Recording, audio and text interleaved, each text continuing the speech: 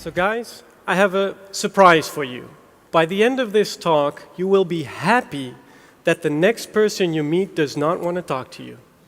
Let me explain. So most people, they avoid failure. What I want to do today is basically turn your idea of failure upside down and show you that seeking failure actually brings success. But before we go on, let's see a show of hands. Who here thinks that they could benefit from stepping outside of their comfort zone, taking a little bit more risk, and seizing that opportunity ahead of them? So that's a decent majority. And who here thinks that's really easy? Nobody. Well, 3-4 people. So a minority. Well, that's exactly the point. There's a lot of talk about how important it is to be entrepreneurial, to be innovative, to break through your fears, etc. But how do you actually do that? That's not obvious. How do you break through your limiting thoughts and take more risk? It's not simple. And it starts with an insight. That insight is that your risk appetite is actually a muscle that you can train. And in the same way that I can't get up one day and be fit like this guy, I can't get up one day and be a risk taker. I need to train it. And although it's obvious that if I want to look like this guy, I go to the gym and I work out and eventually hopefully look like him. But with risk and risk taking, how do you actually do that? How do you train that? So basically I set out to develop a risk appetite exercise regime, which I call failure targets. Now, failure targets are best explained through an example. So let's imagine you go to a bar with a bunch of friends and you're interested in meeting new people in the bar. Now the game would go as follows. There's 3 rules. The first rule is you don't tell anybody in the bar you're playing a game. The second rule is that the loser of each round pays the drinks for the other people. And the third rule is the loser of each round is actually the first person to get rejected by any person in the bar.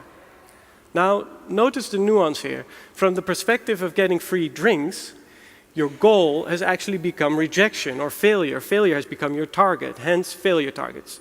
Now, when you start to play this game, 2 interesting things happen. First of all, you've created a win-win situation. You're either getting free drinks or you're having an interesting conversation with a stranger. Now, that actually lowers your apprehension to approach new people.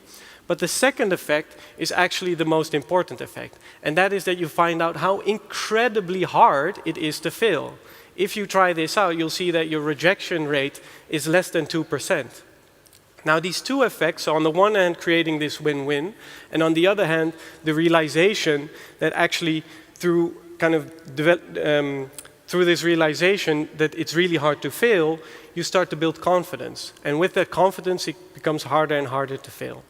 Now what happens? Boom, you've just broken through your limiting thought that failure, and so rejection in this case, is really likely. You've essentially realized that it's an irrational thing and that once you get into it, everything is just in your head.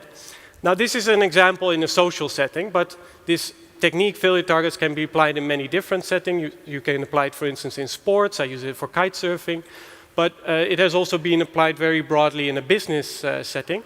To give you an example, a friend of mine runs a call center, and he called me up one day and he told me, look, my call center agents, they're just droning through their scripts. They're not being original, they're not being effective, so what can I do? And I told him, well, why don't you try a failure target? So he called together the call center agents, and he told them, look, I'm going to give you 100 euros as a bonus for every customer that calls back and complains about the unusual way in which they've been approached. So the call center agents at first were like, what's going on? But then, stimulated by this 100 euro bonus, they started experimenting, deviating from the script, doing really unusual stuff, and they found out that it's actually really, really hard to get a customer to call back and complain about unusual behavior. What happens is exactly the opposite. Most people are pleasantly surprised that when someone approaches you in a novel way, you're much more likely to be engaged with them. So essentially, this failure target helped these call center agents cross through their limiting thoughts and be much more effective in the sales process. Now, these are just 2 examples. The question is, how can you start with failure targets? Now, there's 5 simple steps to a failure target.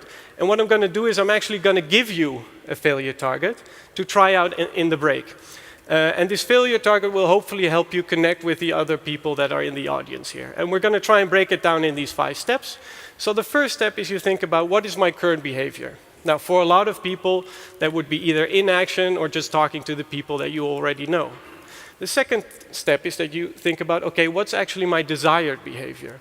Well, in this case, it would be walking around, meeting new people that you don't know, talking to them. The third step is you think about, okay, so what's the underlying fear that's preventing me from reaching this desired behavior? For many people, that could be rejection. The fear that if you walk up to somebody, that person's not really interested in talking to you, and you notice that, walks away or whatever. And then you go to the fourth step, which is, so what would failure look like in this situation? Well, to keep things simple in this situation, let's say failure is if your conversation with a total stranger lasts less than 1 minute. And then the final step is the fifth step, which is the reward. Now, I will personally walk around in the break and give a copy of my upcoming book, a free copy of my book, to the first 20 people who have a conversation with a stranger that lasts less than a minute. Okay? Now, so this is in essence how failure targets works. I'll be walking around. The idea now is, this is the concept, now it's up to you. Go out there and have fun failing. Thank you very much.